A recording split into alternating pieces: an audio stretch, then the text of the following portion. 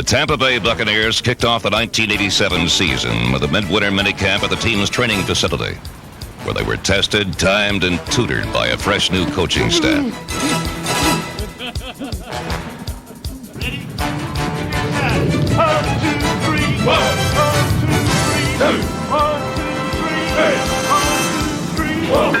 3, 1. 11, 12, 13, 14, 15, 16, 17, 18, 19. At this minicamp, the Bucs met new head coach Ray Perkins to reveal his plans to revitalize the team. I like to win. I like to win as quickly as we possibly can. That's how we're going to go about things, within the framework of building it on a solid foundation. Before you can create a situation of stability and consistency and hope to move in the direction of having some success, you have to get your team, or the biggest part of it, or nucleus, fairly well set. I don't believe in sacrificing our future just to win now. So it's going to be a building process. We do have a definite plan, and I believe strongly in that. And we'll stick to that plan, and we'll win. Perkins' optimism gives the Tampa Bay Buccaneers a solid launching pad as they count down to the coming season.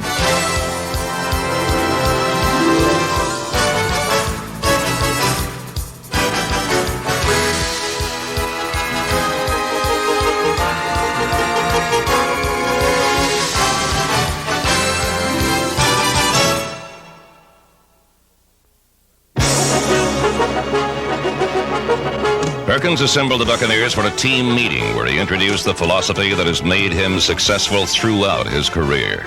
We're going to laugh, we're going to have a good time, we're going to have fun, but we're also going to be dead serious, and we're going to work. There's a big difference in those two. Perkins also has definite ideas about the coach-player relationship. I'll get close, probably with some players. I lose weight. What you been doing? Eating a lot of ice cream? No, went on a honeymoon. Honeymoon? Yeah, I just got married recently. You must have stayed a month. Yeah. First time I've been at 226. Huh? That's the first time I've been at 226. Is that right? I tell you. That's what you were coming out, wasn't it? Yeah. About 225? Mm-hmm. We'll have fun. There'll be times that we'll laugh and joke around. My players will, over a period of time, understand when I'm really joking or when I'm serious. My personality projects a pretty intense type guy. I think that carries over to my players. For Perkins, that intensity carries over from his playing days as a wide receiver for the Baltimore Colts.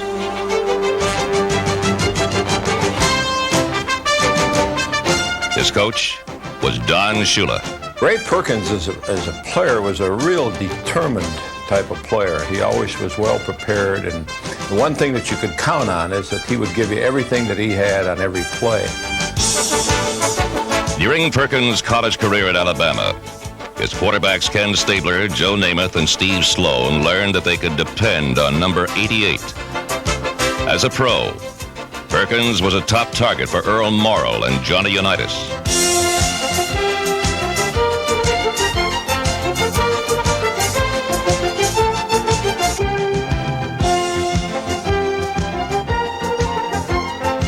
The intensity Perkins displayed as a receiver extended into his coaching career. Over a period of time, you could just see why he was successful. He was very basic in his attitude toward the game, and he believed in not making mistakes on offense and playing big defense. And those things win for you in any level of football. They won for him as head coach of the Giants, where Perkins drafted quarterback Phil Simms, Super Bowl 21's most valuable player. Joe Morris, the Giants' all-pro running back.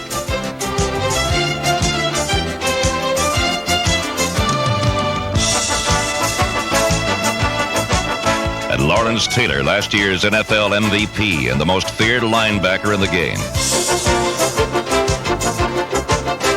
In just his third year, Perkins led the Giants to their first playoff appearance in 18 years. And as the hand-picked successor to Bear Bryant, he led Alabama to 3 postseason bowl victories. I believe in working hard, Part of the challenge for me of life is to work at whatever I do. And I like to see and witness people around me dedicate themselves to a certain level, that they're going to work for that level of excellence. I honestly feel right now that this staff that we've put together, that I've been able to put together, and we're very lucky to put together, is probably the staff that we'll have for the next 2, 3, 4 years, hopefully. I'm that pleased with it.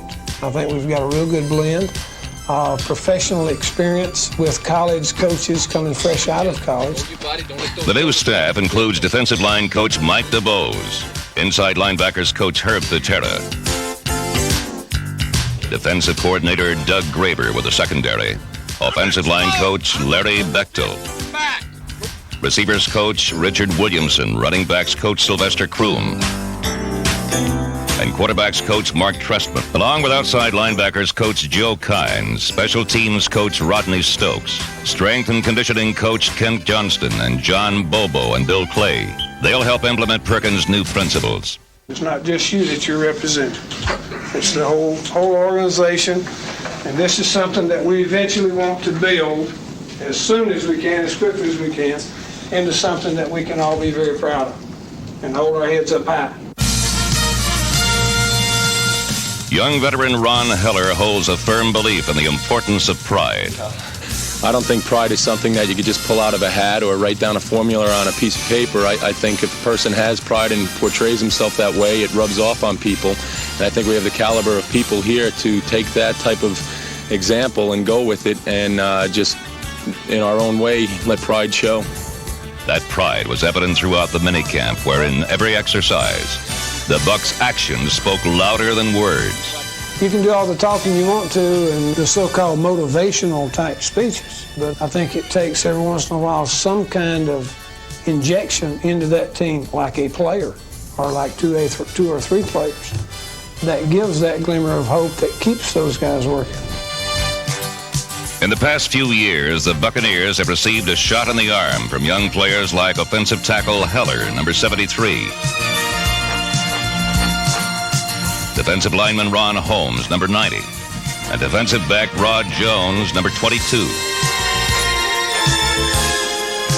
And while the primary spark of the offense in recent years has been running back James Wilder, the newest addition to the team could be just that glimmer of hope that Perkins is seeking.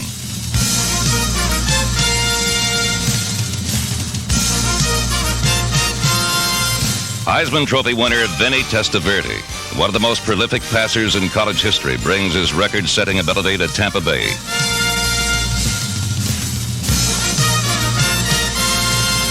With Testaverde and Perkins, a bright new spotlight shines on the 1987 Buccaneers.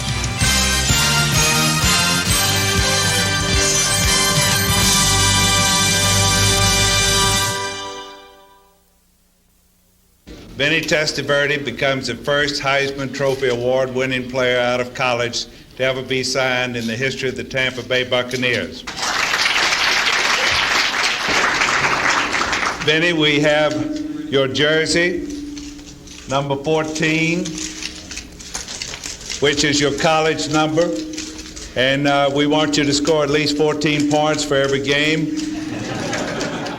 I know it's going to take a lot of hard work to take a giant step forward into winning, but we're all going to put our heads together and try the best. And everybody's been talking about one player changing it around, and it's not going to happen that way. It's going to take a team effort to do it, and that's what we're going to try for. It's a thrill for me. I think any coach that can add a player of the quality and the caliber, not just from an athletic ability standpoint, but also from a character standpoint, such as a Vinny Testaverde, has to excite you. I've come to know him as a very fine individual, and I think that's a big part of the reason that he is a winning person and will go a long way in making him one of the top quarterbacks in the National Football League. Adding Vinny to our team also soars up that position to be one of the strongest in the league. Playing in the National Football League has always been a goal of mine ever since I was a little kid. Being in Tampa will definitely be a good situation for me because number one is the weather. Number two, they have a quarterback coach now that I've worked with in the past. And if they started to win, then maybe they'd give me the credit on saying, hey, maybe Vinny and Coach Perkins and all the new guys are turning it around. In that way, that takes off the pressure. Thank you.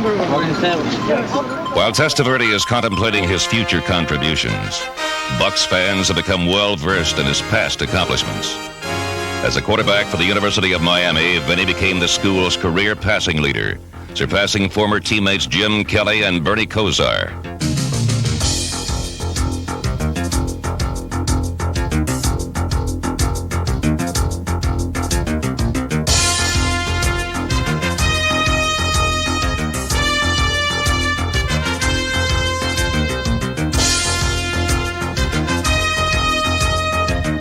Mastered the Hurricanes' pro-style offense and led Miami to an undefeated 1986 regular season. He's elusive on the run and poised in the pocket. At 6'5", this tower of strength is able to see his target clearly and hit his mark with exceptional accuracy.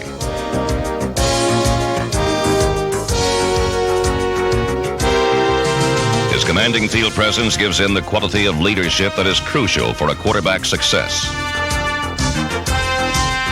But despite his achievements, he's aware of the difficulties a rookie quarterback can face. Going into the NFL, your rookie year as a quarterback and starting, it's a lot of pressure, and not many quarterbacks do very well. I'm just going to go out and try my hardest to do good, and I think that's all anybody can ask of me right now. He will answer as he always has, with confidence and pride.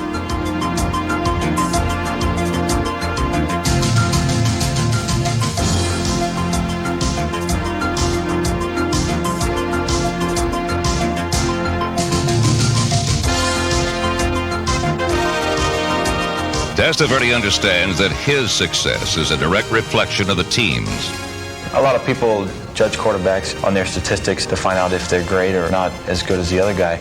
But I think a way to measure a quarterback is for the quarterback to use the talent that he has around him and to utilize everybody on the field to help him win a ball game. The Buccaneers veteran quarterback Steve DeBerg has made a career of bringing out the best in his teammates. His experience and steady influence could be a significant factor in Testaverde's development.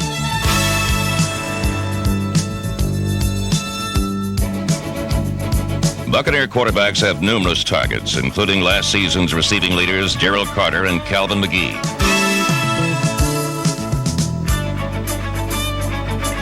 Carter, number 87, and McGee, number 86, each had over 40 receptions last year, with McGee tying a team record for tight ends with 45 catches.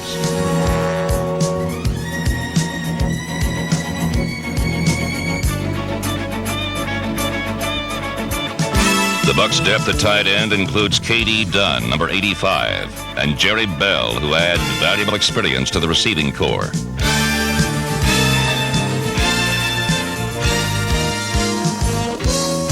The success of the offense depends upon the offensive line, which blends youth and experience. Young veterans Randy Grimes, Ron Heller, Rod Taylor, Rick Mallory, Greg Robinson, and J.D. Marleyville join seasoned players George Yarno and Marvin Powell, along with off-season acquisitions Dan Turk and Conrad Goody. The front line sets the stage for their leading man, James Wilder, number 32.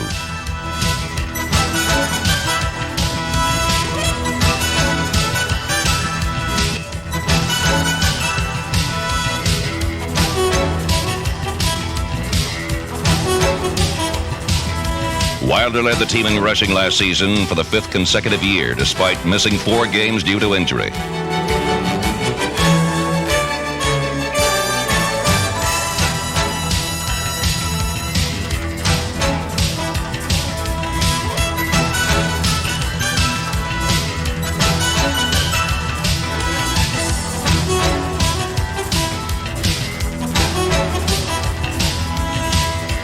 Long the Bucs' greatest offensive threat, Wilder gained over 1,000 total yards in 1986 as the heart of the running game and the favorite receiver out of the backfield.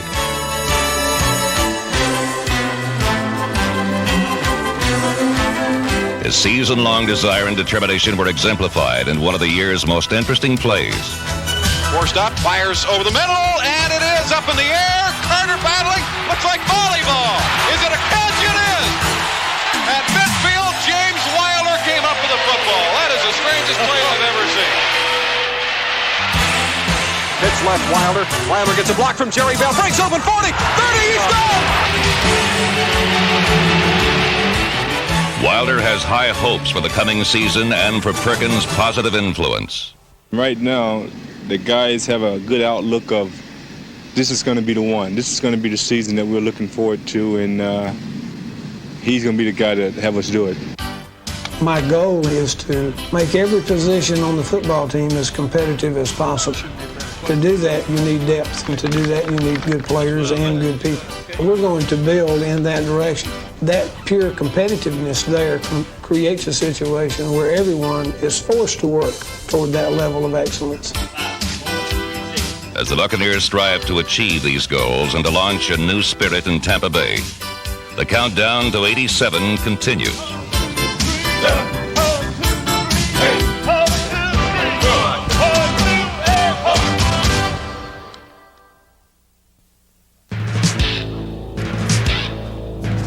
'87 will be a season of renewal in Tampa Bay, a season of pride and hope, a season to cheer about.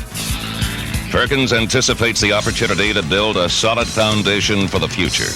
I like to accumulate players and try to keep that nucleus together and build and let it develop into eventually, hopefully, a fine football team. I'm coming into a situation where you've got mostly young guys, and hopefully there are quite a few of them that have a chance to progress and improve and be good contributors to our franchise. On defense, the youth movement includes Rod Jones, number 22, and Ron Holmes, number 90, who have made strong contributions in their brief careers.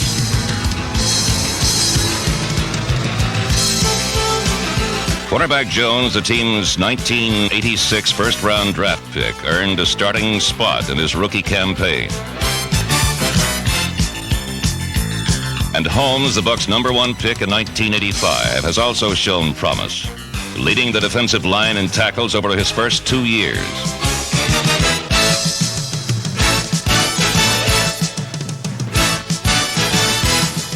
Holmes, like Perkins, realizes the value of a dominant defense. Usually Super Bowl teams have real strong defenses, especially in the last 2 years with Chicago and New York. We have the tradition of having a strong defense here in the past, and in the last couple of years we really slid by the wayside. So hopefully we can develop that tradition again and get things going. Joining Holmes to rekindle that defensive tradition are frontline veterans John Cannon, number 78, and David Logan, number 76.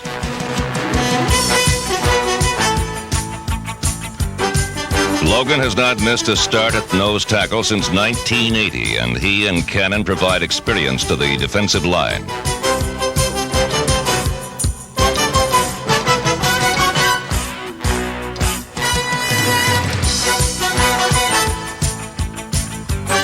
In addition, nose tackle Bob Nelson, number 71, and end Kevin Kellen, number 75, enter their second year, eager to make their contributions felt.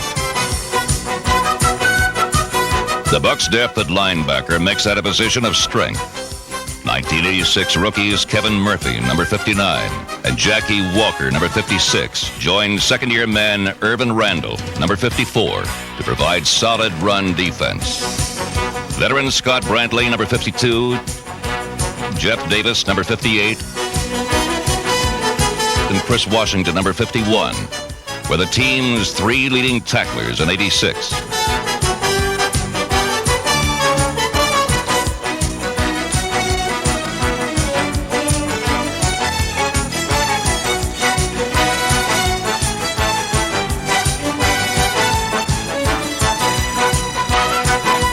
Davis leads his hungry core of linebackers, while Washington's appetite for quarterbacks makes him a sack leader. Joining Jones of the young secondary, number 21, Vito McKeever, proved to be an important late-season addition in '86.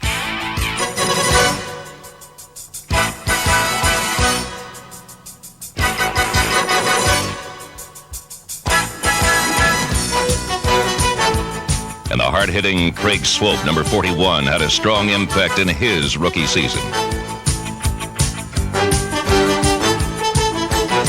In addition, Ricky Eastman and Jeremiah Castile, number 23, provide veteran support to round out the secondary. As Perkins evaluates the Bucs, he's learned some are easier to judge than others. Igwe, BK. Let's go, I'll get it. Be patient, Emma. Patience and consistency are Donald Igwe Buike's strengths. He connected for a club record 55-yard field goal last year. And punter Frank Garcia recorded a career-best 19 punts inside the opponent's 20-yard line in 1986.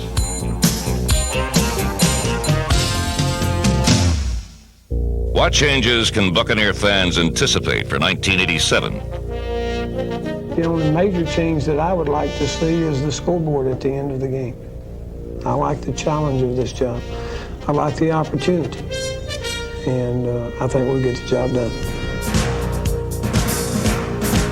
Perkins' optimism lies in his confidence in his new coaching staff and in the team's eagerness to bring positive changes to Tampa Bay. For Perkins, a proven winner with a Midas touch, the Bucs have the prospects to strike gold.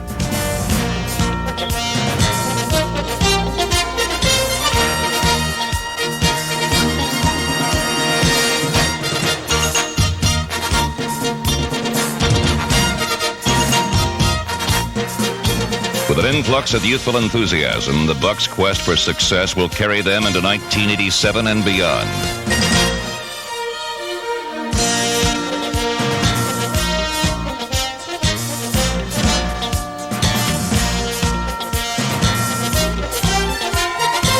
The team set a new NFL record with 20 draft picks in 1987. The future looks bright for them and the Bucs. The Buccaneers count down to 1987, eager to meet their new head coach's challenge with a new spirit, a new pride, and a new confidence. They are striving for the excellence that will bring a winner back to Tampa Bay.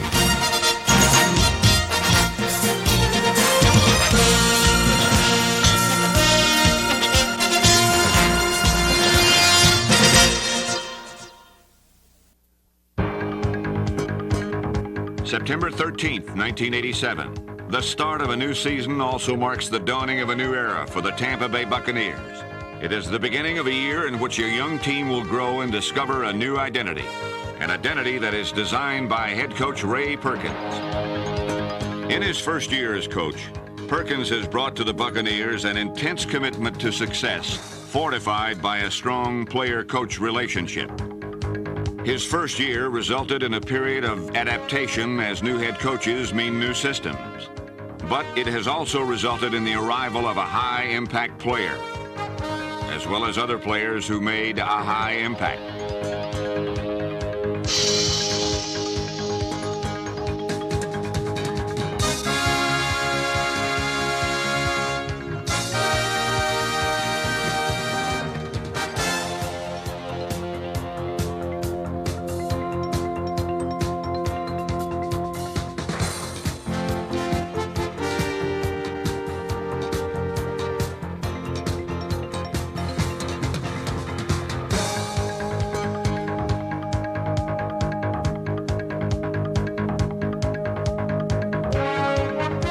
A new beginning, exciting new players, and improved players, all of which made 1987 most definitely the start of something big.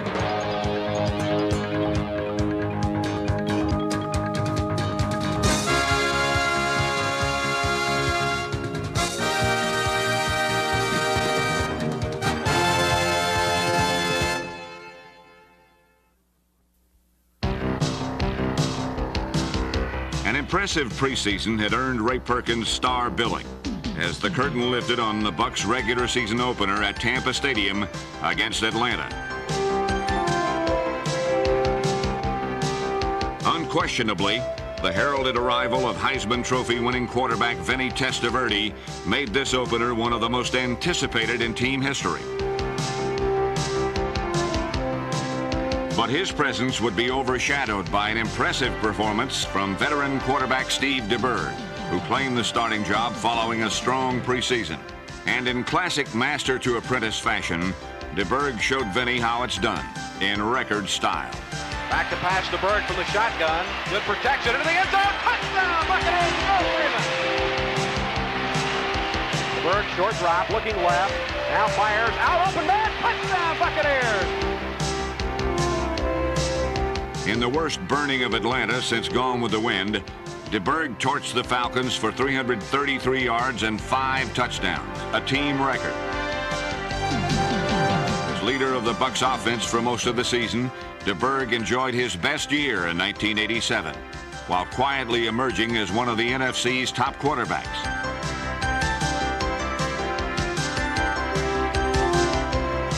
His 85.3 passing rating was the best in team history. Surrounded by the youngest team in the league, DeBerg provided a foundation of veteran leadership which earned him team MVP honors. DeBerg to pass, looking left, open, touchdown, Joe Turner. DeBerg is just doing fantastic today. As fantastic as DeBerg was that Sunday, the Bucs' revitalized defense was just as worthy of superlatives.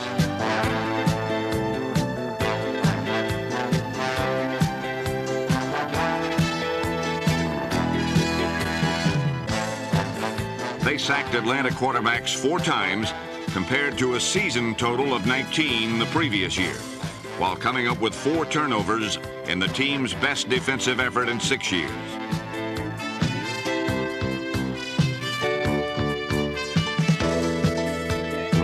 Rarely has a coaching debut resulted in such a smashing success, as the new-look Bucs set 5 team records, including most points and most touchdowns. A performance that left the Tampa faithful believing that great strides had already been made. As first evidenced by their dominating performance against Atlanta, the 87 Bucs had a young and aggressive defensive unit that had shown significant improvement throughout the year.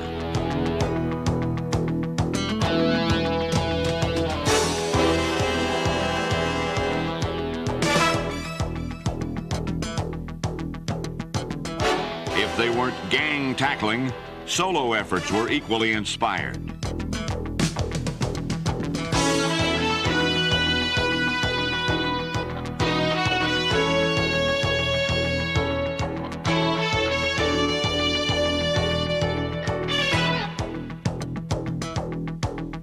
Another sign of improvement was the increased number of forced turnovers.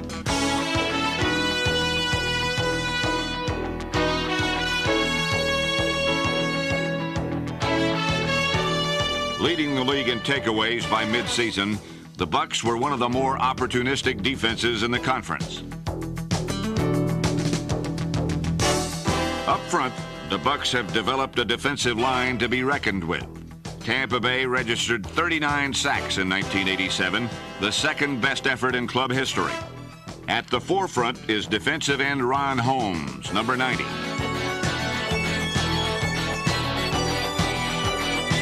A budding leader of a young unit, the former number 1 pick came into his own last year with a team-leading 8 sacks.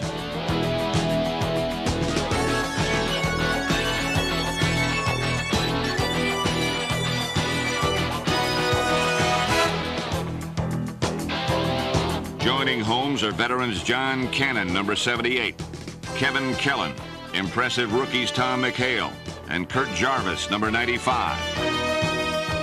If the front line represents the teeth of Tampa Bay's defense, then the linebackers are most surely its backbone, featuring Irvin Randall, number 54, and Chris Washington, number 51.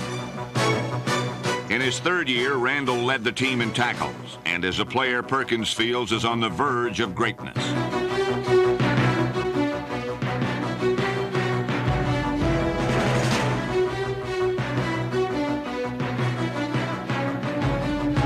Washington, number 51, has been a model of consistency in his 4 years, and his 6.5 sacks last year made him the all-time sack leader among linebackers in Buck history.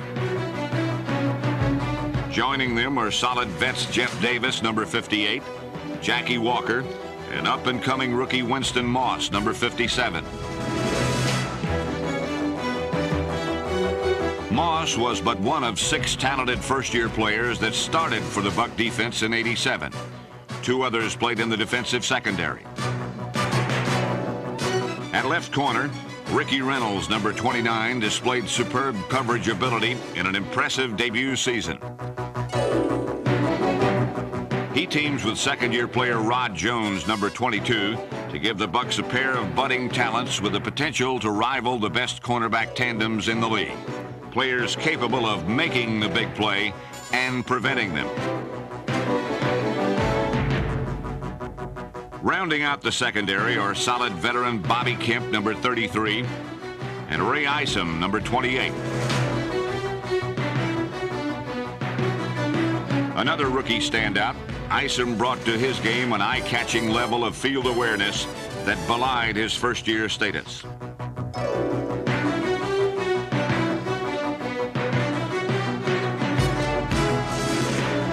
Speed, aggressiveness, and a healthy mix of veterans and youth give this unit the potential for big things in the near future. The league-wide player walkout in the season's 3rd week left Ray Perkins in the unenviable position of putting together his 2nd football team in as many months. And as a tribute to his staff and the Buccaneers organization, one of the league's top replacement teams was molded, gaining victories against division rivals Detroit and Minnesota. Standout performers included safety Paul Tripoli, number 26, and linebacker Brian Gant, number 91. Both players remained on the regular roster.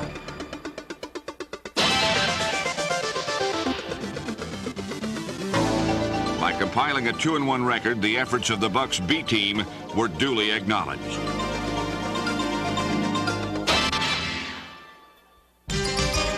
Business as usual resumed at Tampa Stadium, and the Bucks' first test upon returning was a worthy one. The mighty Chicago Bears were a team that commanded total focus. So the Bucks focused their sights on Bear quarterbacks.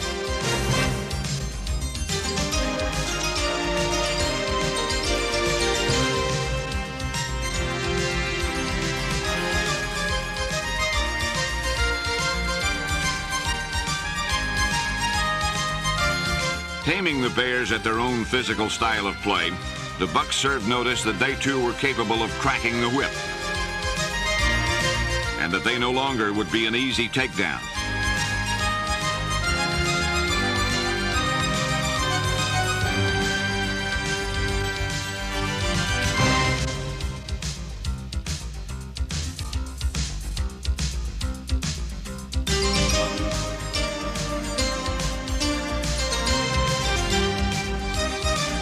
Tampa's opening drive was the start of a record-setting first quarter that saw the Bucks swashbuckle their way to 3 early touchdowns.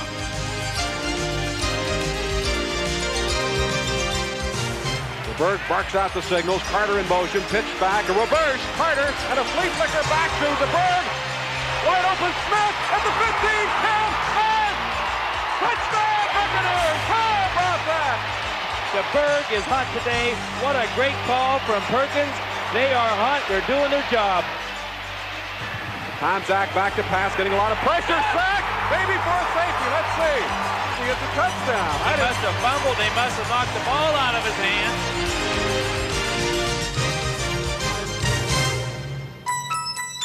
The Bears were stunned and down, but definitely not out, as it took a great effort by one of the league's top quarterbacks to pull out a dramatic comeback win in the final minutes.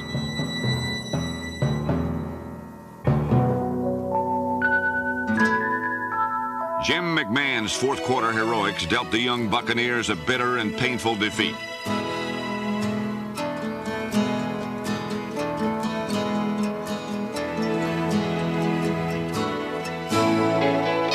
But in this defeat, the Bucks proved they possess the toughness to compete against any team.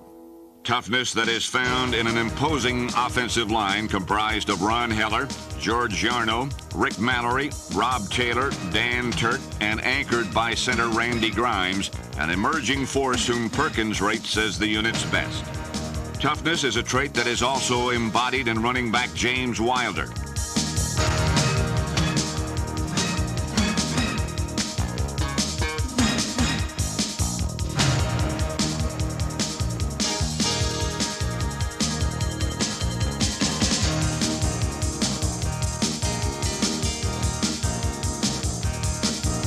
In 1987, Wilder led the team in total yards and pass receptions, and now has rushed for over 5,000 yards in his career.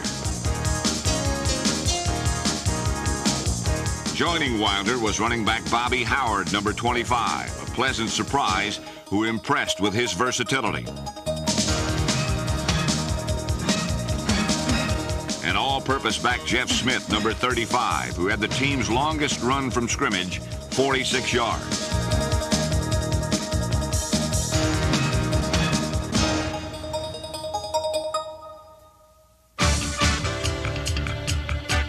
The Bucs bounced back from the stunning Bear loss the following week against Green Bay.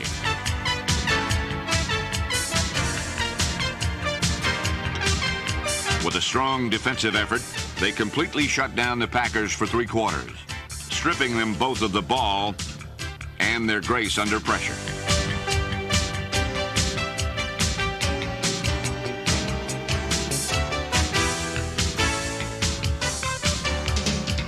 The offense did its part by posting a 17-point third quarter.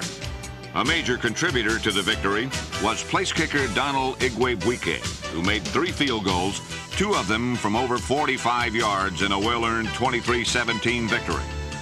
Donald Igwebuike, alias Donald Kicker, also known as Iggy, has been one of the NFL's most consistent place kickers over the past 3 years.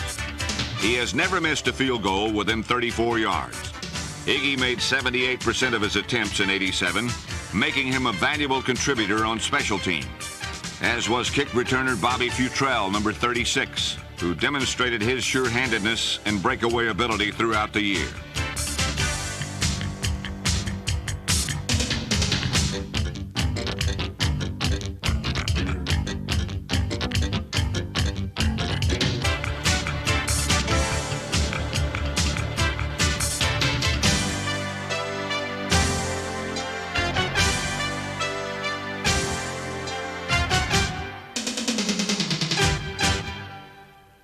Next came a visit to St. Louis, the first in a stretch of tough games versus playoff contenders.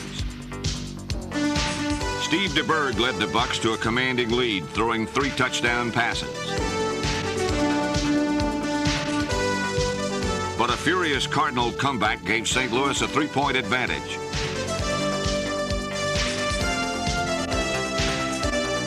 Refusing to let up, Tampa Bay fought back, putting themselves in a position to tie with a 53-yard field goal.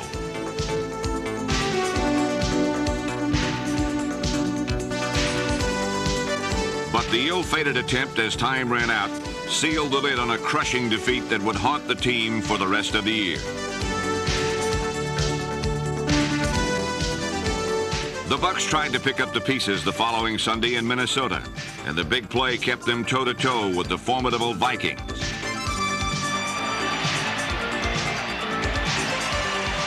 And gets away, fires long. Bill Freeman's out there, tipped, he's got it, 50, 10, 5, touchdown.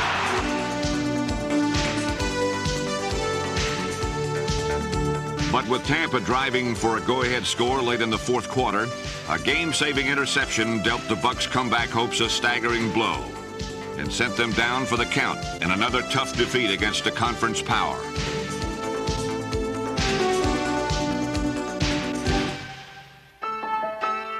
The gauntlet of fierce opponents continued when they came face-to-face with the hottest team in the league. However, the Bucs held their ground against the 49ers and took an early lead.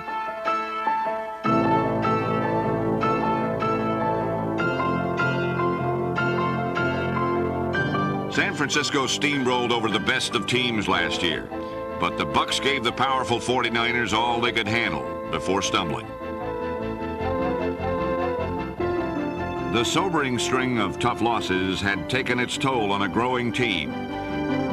With the Bucs out of playoff contention, Ray Perkins was faced with the decision of playing for the future and accelerating the development of his team. For the Tampa Bay Buccaneers, the future was now, and it was time for Vinny Testaverde.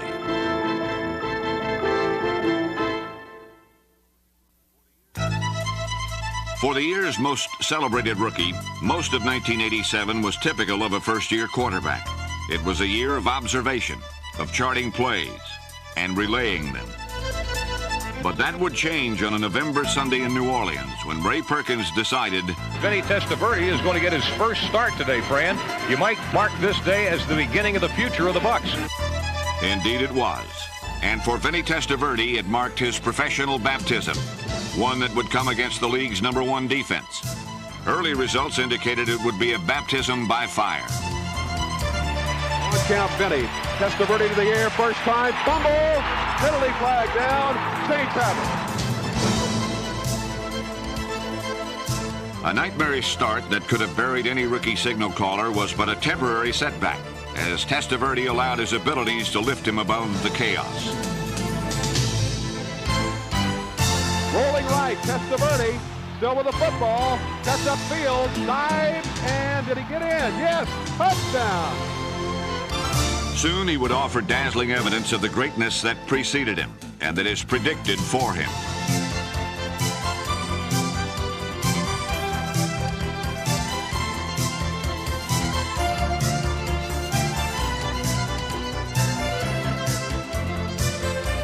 By displaying both rifle arm and nimble feet, Testaverde entered the league record books in his very first outing by throwing for 369 yards, the most ever by a rookie. His favorite target being rookie receiver Mark Carrier. Pump one, yep, going long. Out there, Carrier. He's got it. Touchdown, Buccaneers. Carrier hauled in 8 passes for 212 yards, setting a team record. By leading the Bucs to 34 points against the NFL's best defense, Testaverde provided an exciting preview of a potentially explosive offense. An offense that will be built considerably on the talents of Testaverde and 3 other first-year standouts, starting with wide receiver Bruce Hill, number 84.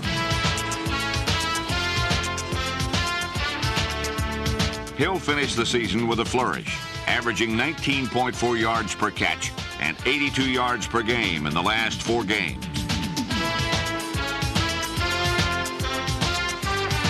Mark Carrier, number 89, proved he was no clay pigeon by finishing among the top 3 rookie receivers in catches and receiving yards.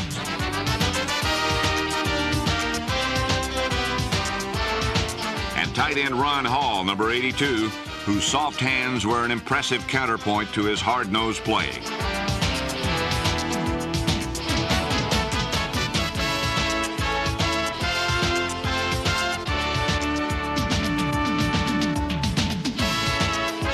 These young talents were complemented by veterans like Gerald Carter, number 87, who in his 8th year led the Bucs in receiving and touchdowns.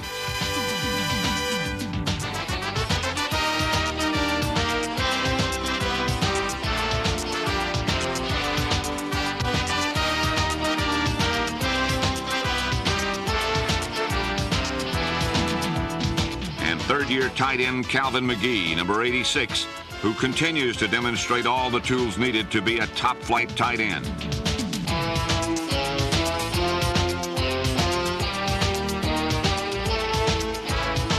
In the making is an offense that will reach for bold new goals and attain them. The air in and around Tampa, Florida, is filled with the anticipation of good times ahead as the seeds for a contender have taken root. Soon, a team of exciting potential will have Buccaneer fans dancing to a different beat, the beat of a winner. It is an anticipation that comes from having a head coach who is committed to building that winner and has done it before, and from a special player who can make them one. Together, Perkins, Testaverde, and crew are charting a course to success, determined to make some waves in the NFL. The Bucs are moving full speed ahead, which is why 1987 will be remembered as the start of something big.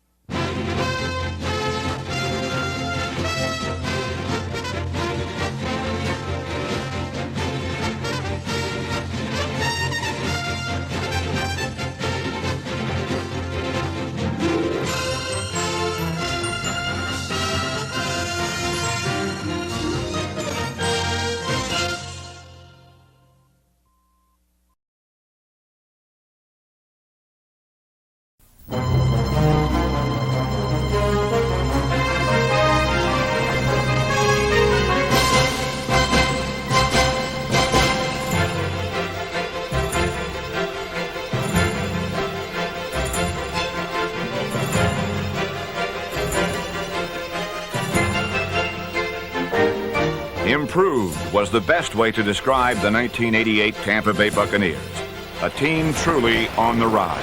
And he fires in. Carrier at the 45, 40, gets outside 25,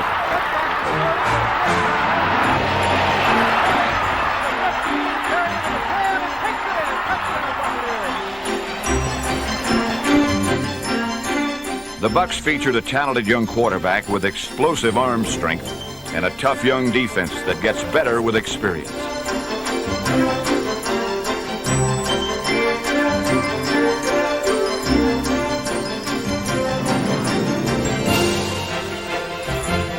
This is a team capable of producing head-over-heels excitement. Out of the eye, Tate, and he spins over the top, stays on his feet. To the 40, to the 30, to the 20, to the 10. The sure improvement of the Bucs is due mainly to a man who has rebuilt the team in his tough, competitive image, head coach Ray Perkins. We grew in a lot of different ways that were not reflected in the one-loss record. We finished up the season a lot stronger than what we started it. And in the last 8 games, we made a lot more progress in most every area of our football team than we did in the first 8. So that's very encouraging to me. This progress makes it clear that the Tampa Bay Buccaneers are moving up.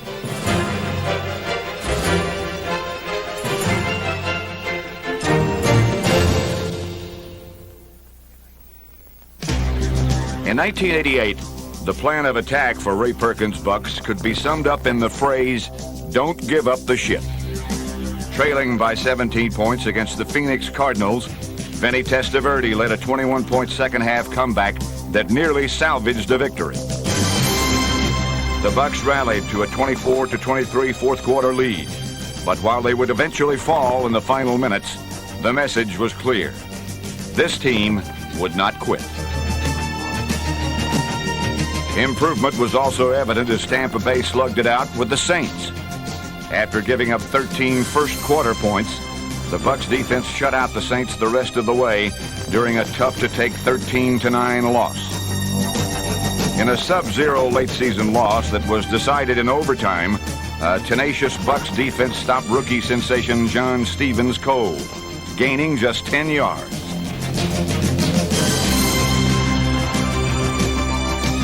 Another close call came at the hands of Dan Marino and the Dolphins, who were kept in check for most of the day. Backup quarterback Joe Ferguson, number 12, fired a pair of fourth-quarter touchdown passes, but it wasn't enough as the Bucs lost 17-14. But of all the close calls, few were as disappointing as the one that got away in Minnesota. Like so many of their games, this was a competitive contest in which the Bucs could have won, but simply ran out of time. Fires, Carrier caught, fights, and touchdown, Buccaneers. Tampa Bay outgained and outplayed Minnesota, but trailing 14-13 with 15 seconds remaining, they were down to Vinny's wing and a prayer of a pass. Testaverde fires, long, and this one is tipped, and Zarik's got it at the 21, but can they stop the clock? Can they get down there? Quickly, you can't stop the clock. 5 seconds. 4. While time simply ran out in Minnesota, other moments proved they were heading in the right direction, like their first win of the season. 3 seconds to go on the clock. It's all up to Iggy. The kick is up, and it is good! And the Buccaneers have beaten the Green Bay Packers 13-10. The rematch with Green Bay in Tampa Stadium was a spirited affair that exploded with big plays by both the offense and defense. Randy Wright looking left, ball is tipped up in the air, intercepted by Murphy at the 30, 25-20, he'll score! Touchdown Buccaneers, 35 yards and a touchdown. Testaverde back, fires, Hill, touchdown! The Bucs tied the game at 24 with only minutes to play. Then, after the defense got the ball back, Testaverde came through with the game on the line to put the Bucs in position to win. This exciting shootout would again be decided by Donald Igwebuike, who once again proved to be the Packers' worst nightmare. 17 seconds to go. This for the win. The kick is up, and it is good! He did it! What a game! What a game! This exciting 27-24 victory once again showcased the talents of place kicker Donald Igwebuike. I think Donald is a great kicker. He's a very high percentage field goal kicker. He's got an exceptionally strong leg. I think Donald is one of the best kickers in the league, and I think he's very important to our football team. Igwebuike won 3 games in the final seconds and booted 3 field goals of over 50 yards. Kickoff returner Donnie Elder, number 40, averaged nearly 23 yards a return to rank as the NFC's best.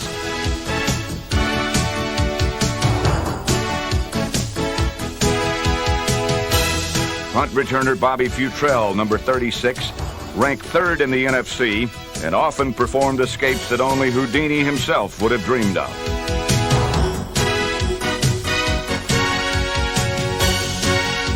Futrell and Elder also led the kick coverage teams, which, driven by youth and spirit, were an encouraging aspect all season long.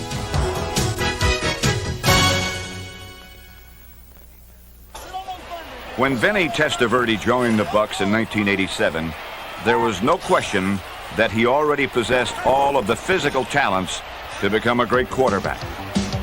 In 1988, number 14 demonstrated a big play ability that suggests he will soon be one.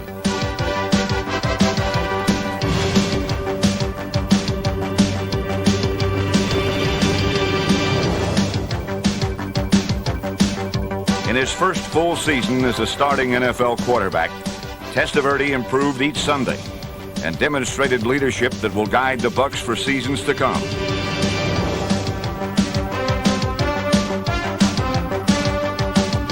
He passed for 3,240 yards and 13 touchdowns, and his overall athletic ability gave the Bucs offense flexibility.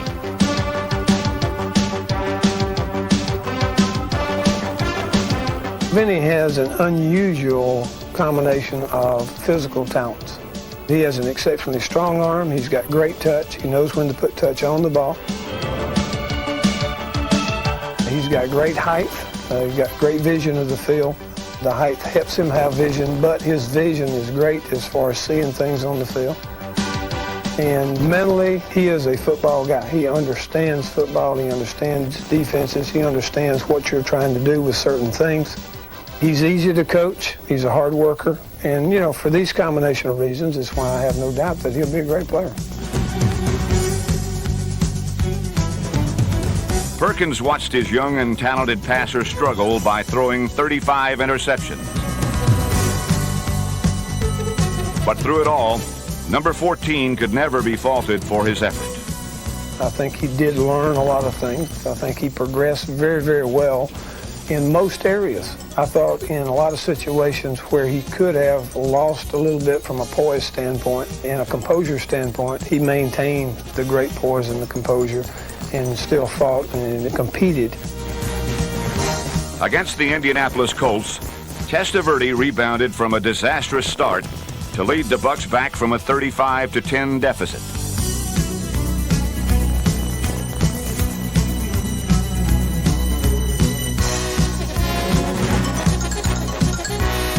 Totally in control, number 14 passed for 469 yards, the 10th highest in NFL history, and led the Bucs offense to 3 fourth-quarter touchdowns. From the shotgun, Testaverde fires for Bruce Hill. Touchdown, Buccaneers! Bruce Hill! And Vinny is back to pass. Fires out to Hill. He's got a touchdown, Buccaneers! Though the Bucs' comeback fell just short, 35-31, Testaverde had earned the respect of teammates like tackle Paul Gruber. I think his potential is unlimited. I just think he's going to be one of the greatest, if not the greatest quarterback in a matter of time. Well, I think as the year went on, I got used to being with my teammates, working with them and then with me, and it just seemed to get better towards the end, especially the last few games. We played well together, and if we can just carry that over into camp and into preseason, through the season, a lot of good things are going to come from it. Testaverde took advantage of a young and talented pass-catching core that was headed by receivers Mark Carrier and Bruce Hill, number 84. In only his second NFL season, Hill caught 58 passes for 1,040 yards and 9 touchdowns.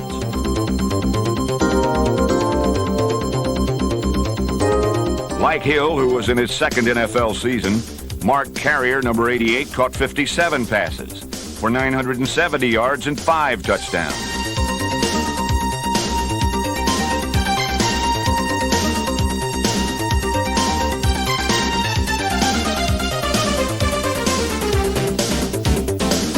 Carrier's sure hands and elusive open field running blended well with the rest of the Bucs receivers. Number 80, Frank Pillow, was a comforting target, along with Don Smith, Jeff Parks, and Greg Richardson. Over the middle, tight end Ron Hall, number 82, was a big, inviting target who could make the difficult catches look easy, even in a crowd.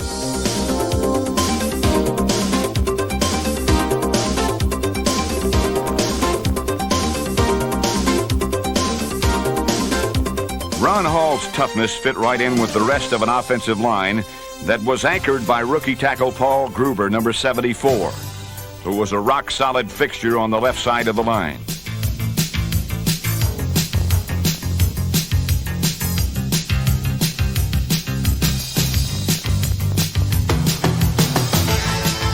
Gruber, Pro Bowl alternate Randy Grimes at center, and tackles Rob Taylor, Tom McHale, and Mark Cooper, and guards Rick Mallory, Dan Turk, and John Bruin became a dependable blocking unit that not only bought time for Benny, but also tore open holes for running back James Wilder, number 32. Though slowed by late-season injuries, Wilder averaged over 4 yards each time he carried the football. And he was the experienced runner in a backfield that included 2 rookies, number 34, Lars Tate, and number 43, William Howard.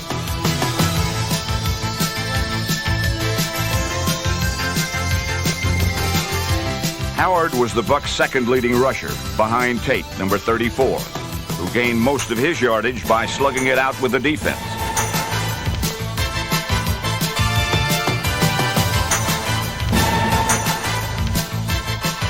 Tate also scored 7 touchdowns, sometimes by turning a short yardage play into an improbable scoring run.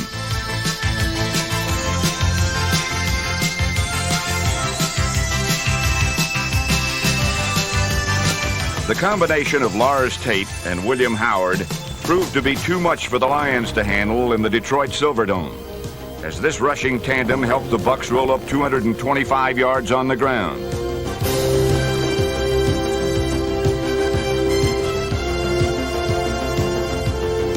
It was the 6th highest rushing total in team history. Howard bangs off of one tackler, stays on his feet to the 25-20, 15, 10, 5, and he dives! Touchdown, Buccaneers! But while the ground attack controlled the contest, the passing game, led by Vinny Testaverde, provided the field position to win it.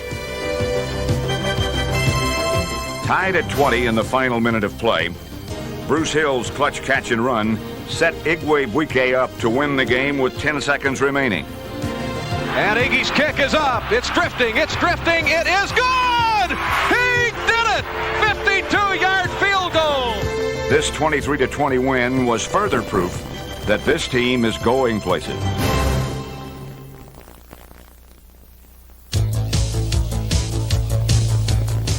A late surge by the Buck defense was one of the most encouraging developments in 1988. Their improvement was week to week and play to play, and their ability to hit as a team allowed them to lead the NFL in fewest yards allowed per rush.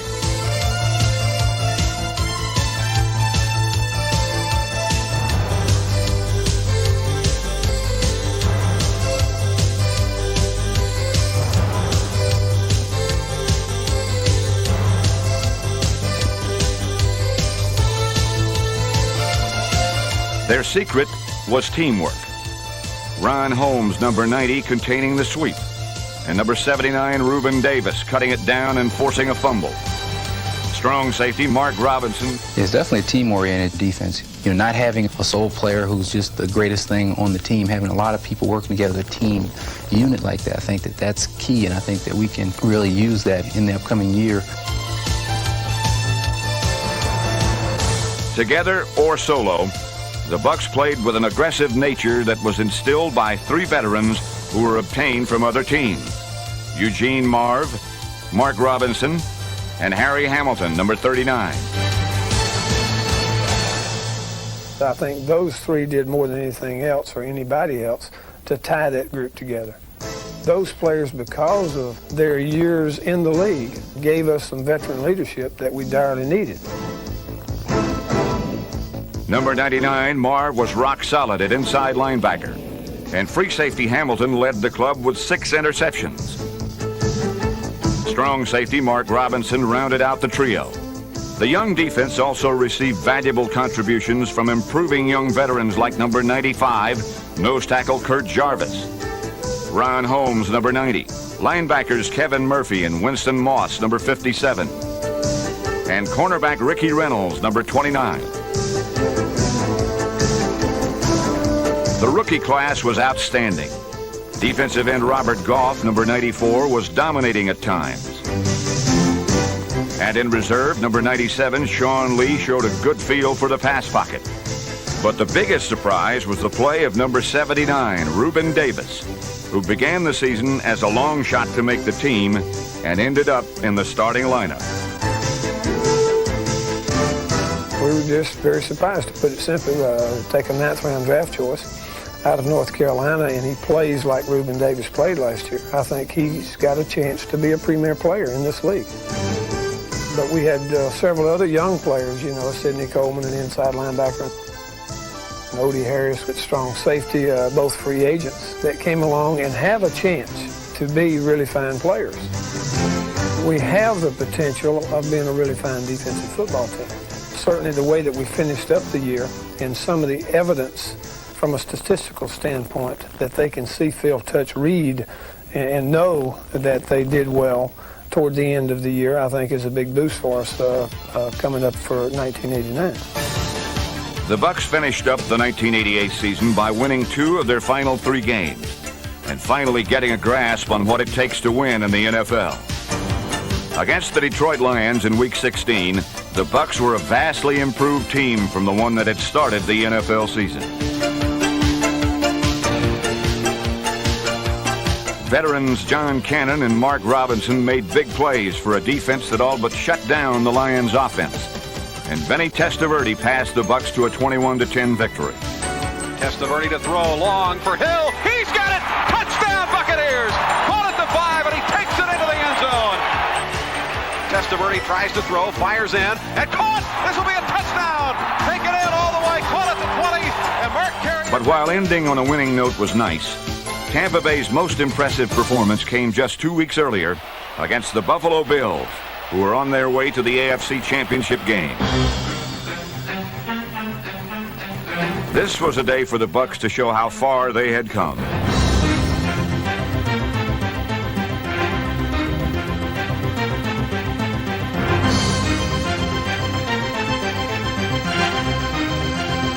The Bucs pounded anything that moved, and their offense used deception as well as muscle. Play fake, bootleg, Benny will score! It's a touchdown, Buccaneers! Holy mackerel! Tampa Bay's offense managed to score 10 points against one of the NFL's best defenses. And on a day dominated by fierce hitting, it was all they needed.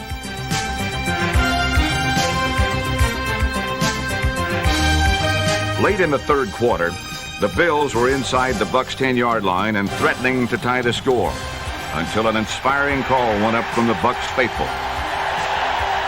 Defensive end Reuben Davis. Until then, we never really had that much noise in the stadium. It was incredible. Our heads was ringing inside those helmets.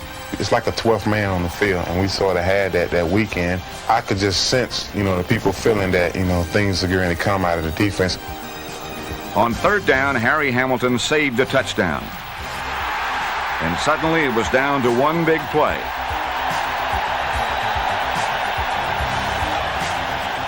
Basically what we had there was 4th and 1. Everyone ran the pulled us there together and said, this is where we start as far as building on next year. You young guys got to pull your own weight, and let's get down in the dirt, let's play ball. Yeah, it's Riddick, and he's hit. He did. I don't think he got it. Nope. I believe he was stopped. He did not get up in the air, and the Bucs take over. On the final play of this goal line stand, a young football team learned what it takes to win in the NFL. For the fans who helped to fuel this emotional stand, it was a moment that suggested that there are great days ahead for the Tampa Bay Buccaneers. This was further illustrated late in the fourth quarter as the defense stifled one final threat. Kelly fires, and it's intercepted at the 20, 30, 40. Mark Robinson, and out of bounds. The Bucs have the ball. Mark Robinson. Beating the Bills was a positive lesson for a team that is still learning. When you're a young team, one of the hurdles that you want to get over is beating a really fine football team. That hurdle tells them, hey, we can compete. I think it was a big boost. It really showed us, along with the media, what we could really do if we really would play. They didn't lie down and die. They wanted to win that game just as much as anybody. And so I think it's real important. You need to beat the good teams in order to go to the Super Bowl, and I think, it's a step in the right direction. We've come an awful long way. And I was teasing with Vinny the other day, and I said, hey, we've come a long way, baby, but we've still got a ways to go. I don't think we're that far away from being a pretty good football team. I don't have any question but what we're headed in the right direction. I think our players see that. I think our players know that.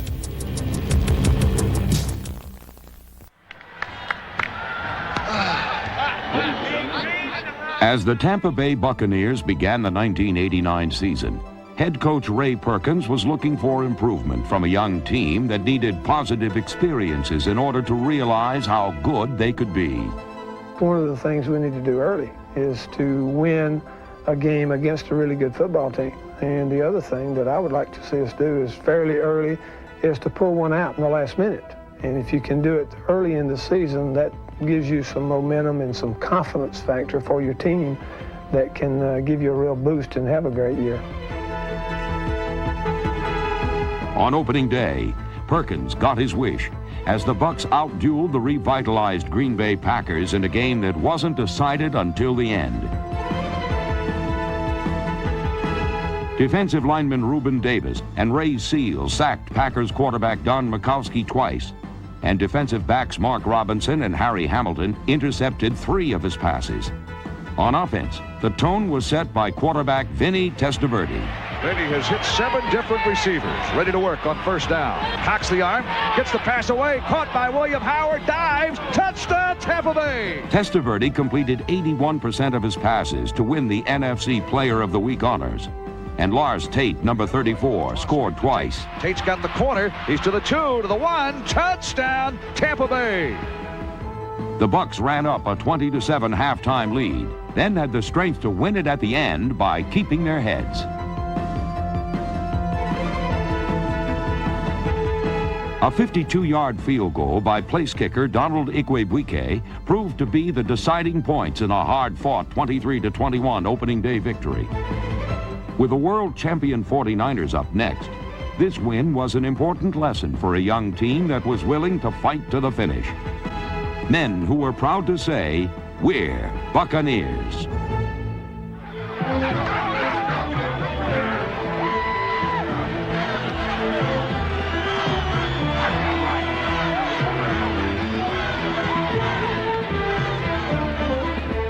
In week 2, against the defending world champion 49ers, the Bucs showed how good they could be. Nose tackle Kurt Jarvis and linebackers Kevin Murphy and Winston Moss, number 58, sacked Joe Montana 4 times, while the rest of the Bucs defense held Roger Craig and the 49ers running game to just 63 yards.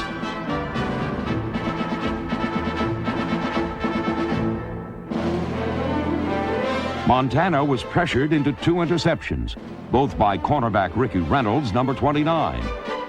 But it was the strength of the team that kept the game close in the fourth quarter and kept the world champions within sight. The Bucs need to hold them right here. They can give up the field goal, but they don't want to give up the touchdown. 14 and a half minutes to go in the game. 49ers have it first down and goal from the 1. And the handoff to Craig. Craig loses the football. Pile up. There's a big pile up at the goal line. And the Buccaneers say they've got it. The Buccaneers force the turnover at the 1. You know, sometimes you make your own luck, and there's a perfect example of that. Trailing 13-9, the Bucs offense took advantage of their good fortune as they mounted a fourth-quarter drive against the best team in pro football. And Vinny wants to go airborne. Into the pocket, throws it downfield, intended for, batted away. It's caught football by Mark Carrier. You get a feeling that someone wants the Bucs to win this game. I got a good idea, too. 64,000 of them sitting here, Al. You bet. Many have left, if any have. 3rd down 4 for the Buccaneers at the 18-yard line. Testaverde with a 1 pump. Goes toward the far corner. He's open! Touchdown! Touchdown, Tampa Bay! Buccaneers lead with 3:25 to go. Gaining a 16-13 lead against the 49ers confirmed that this team had character. However, the lesson that the Bucs were destined to learn was that you never give a quarterback like Joe Montana 2 chances to beat you. First and goal from the 5-yard line for the 49ers with 46 seconds to go. Montana bootlegs, rolls toward his right. He's going to pump and take it in himself. Touchdown, 49ers with 40 seconds to go. Joe Montana does it again. The disappointment of the 20-16 loss was lessened by the encouragement that came from standing toe-to-toe with the NFL's best team. And the next week, the Buccaneers bounced right back against another playoff contender, the New Orleans Saints.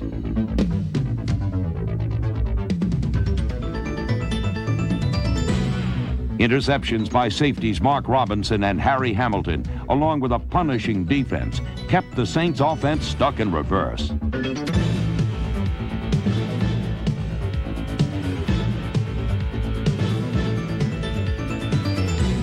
Number 59, Kevin Murphy, led a sack attack that dropped Saints passers 3 times.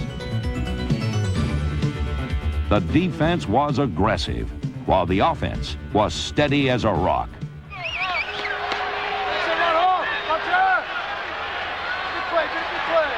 Testaverde drops back.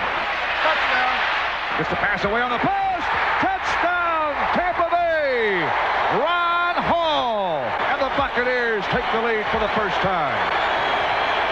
And the Saints have 9 at the line of scrimmage. Daring them to run. Lars Tate takes the call. Goes outside. Stiff fires 1. Touchdown, Tampa Bay. The Bucs' 20-10 victory over the Saints was another step forward for a young and improving team.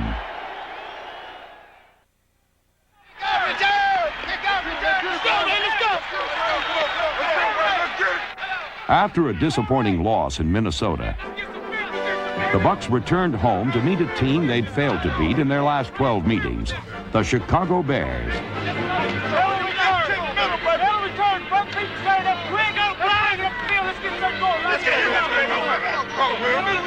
Chicago was unbeaten. Still, on this sun-drenched Sunday in Tampa Stadium, the Bucs were determined to prove they were the better team.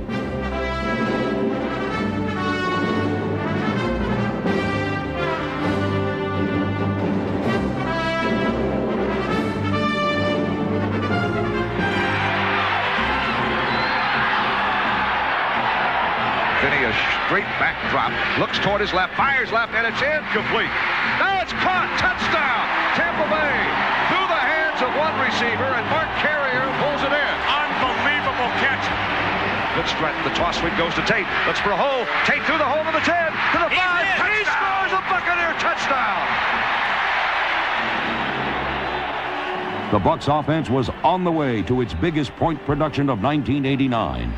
While the defense cranked out timely big hits that resulted in game-breaking turnovers. Tight! Let's take it back, D, let's go! Kevin Murphy shook loose one fumble that Reuben Davis recovered. and Mark Robinson intercepted a pass that eventually led to a Buccaneers touchdown. This time he gets rid of it, and the ball is picked up. Intercepted by Robinson. Mark Robinson snared. The Bucs surged ahead 21-0, led by a blistering all-purpose performance by their quarterback.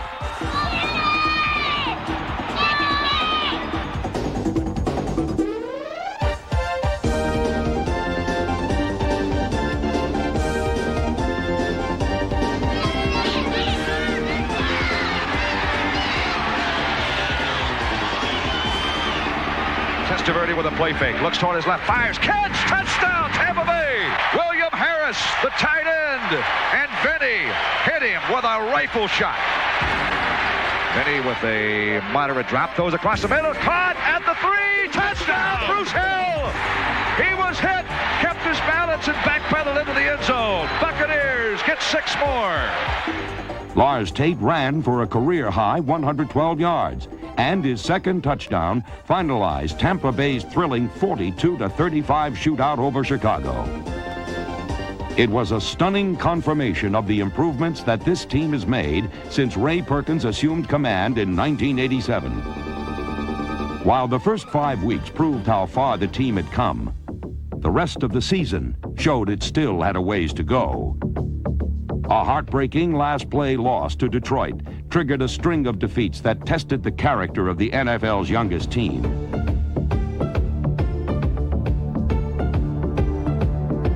A few games seemed to slip away early, but most were competitive and hard-fought right down to the finish.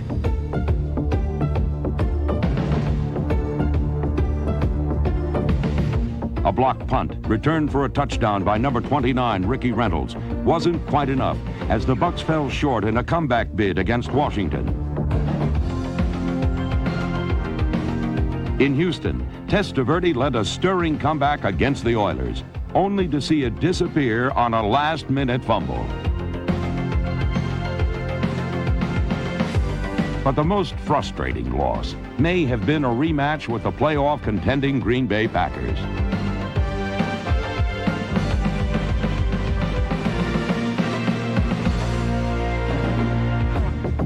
Sylvester Stamp scored a touchdown, and Tampa Bay led until a 4th down penalty gave the Packers the chance to win it with 1 second remaining. While Tampa Bay's losses were heartbreaking, its victories were exhilarating. Take the Bucs' Week 11 rematch in Chicago, for example.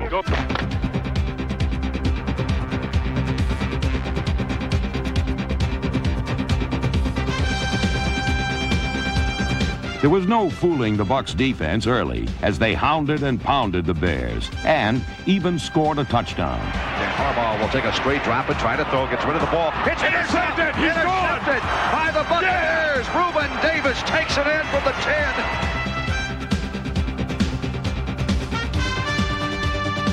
10. Special teamers Chris Moore, number 5, the all-rookie punter. Unit MVP Sam Ono, number 56.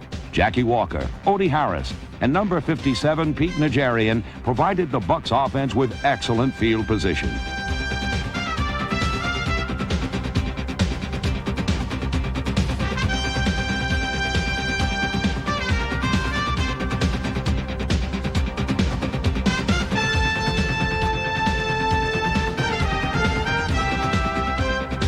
Lars Tate carried 1 touchdown in, while Vinny airmailed another. From the 22, Testaverde looks left, now looks toward his left, throws it downfield, intended for Carrier. He's got it to the 45. Carrier He's gone. He's gone. To the 30, to the 20. Mark Carrier's going to score a Buccaneer touchdown, a 78-yard pass completion from Vinny Testaverde to Mark Carrier. When Chicago stormed back to take a 31-29 lead, Tampa Bay needed a dramatic drive in the final minute 46. Testaverde confidently directed the Bucs downfield. And after clutch catches by Carrier and rookie Danny Peebles, number 83, Tampa Bay was within range of victory, just in the nick of time. 2 seconds remain in the game. Here's the hole, the kick by Iggy, airborne. It is goal! The Buccaneers! Do it! 2 in a row! Bears 32-31. Tampa Bay will head home with a precious victory under their belts. And they had to come from behind to do it. It was this fight to the finish attitude that was the most encouraging aspect of last season. And Tampa Bay's last-minute confidence was evident the following Sunday in Phoenix.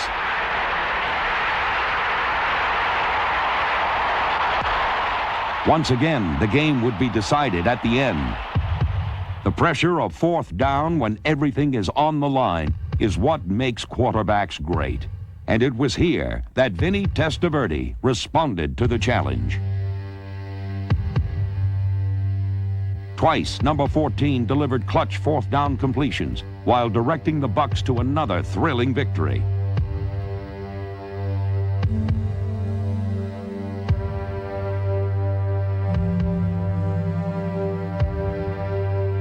"82 yards and 14 plays later, Testaverde made the winning play when it mattered the most. From the 5, Randy Grimes directing the offensive line. Here's the pass, far corner of the end zone, cut, touchdown, Buccaneers, Carrier. And the pass was right over the shoulder of Carrier, touchdown, Buccaneers. In 1989, Vinny Testaverde played on a level that kept the Bucs in most of their games until the last minute. And his ability to lead and play his best when everything is at stake could be the difference as Tampa Bay continues to improve.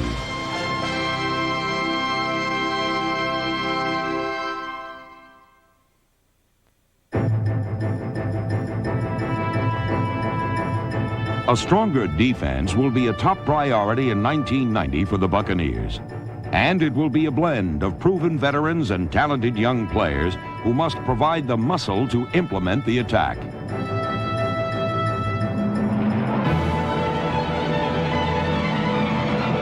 Tampa Bay can count on linebackers like Irvin Randall, number 54, the leading tackler in 1989, and Kevin Murphy, the leading sacker. Eugene Marv, Winston Moss, and 1989's number 1 draft pick, Broderick Thomas, number 51, give this team a formidable core of big play linebackers. The leaders in the secondary are safeties Harry Hamilton, number 39, and the hard-hitting Mark Robinson, number 30. I always look at that as my strength, as I've been known throughout my career, just for my hitting ability, and I like to build on that, and I like to also add to the other areas of my game plan as well, where I can help the team the most. Whether it was crunching a quarterback on a safety blitz or intercepting him, Robinson was a passer's worst nightmare. His 6 interceptions were matched by Hamilton, another multi-dimensional defender.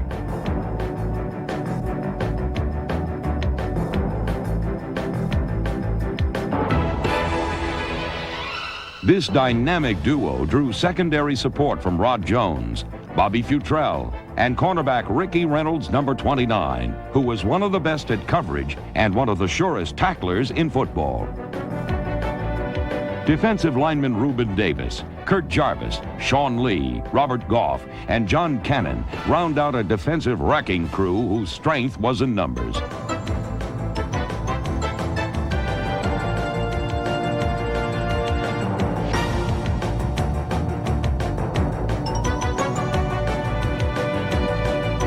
Hitting together not only creates turnovers, it turns games around.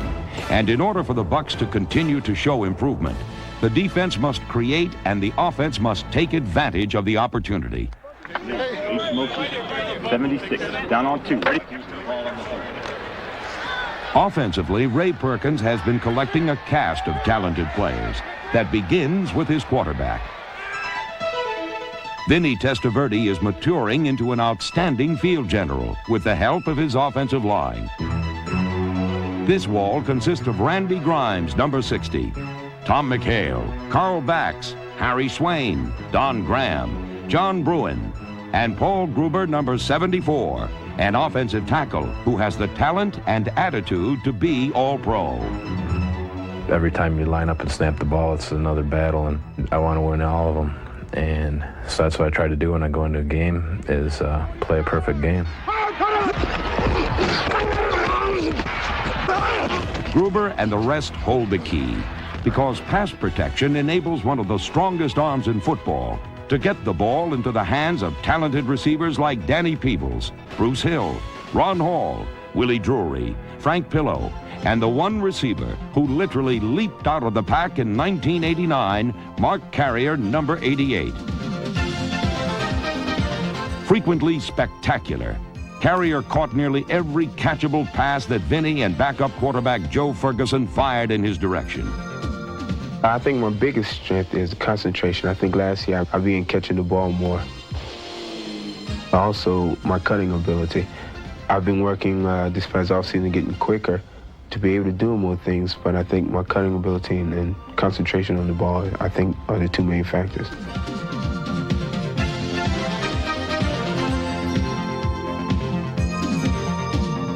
Number 88 put the thrill back in the run after the catch. By season's end, this elusive wide receiver owned or shared team records with 1,422 yards on 86 receptions for 9, sometimes unbelievable touchdowns.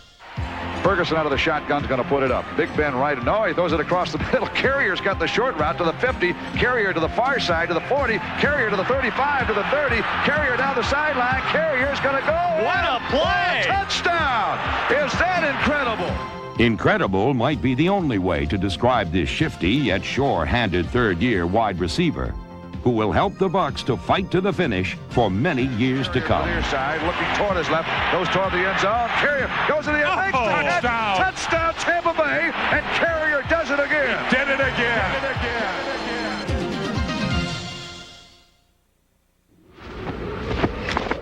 As the Tampa Bay Buccaneers boldly set sail into the decade of the 90s, it is an improving and determined team. Talented athletes who are proud to say, we're Buccaneers. Let's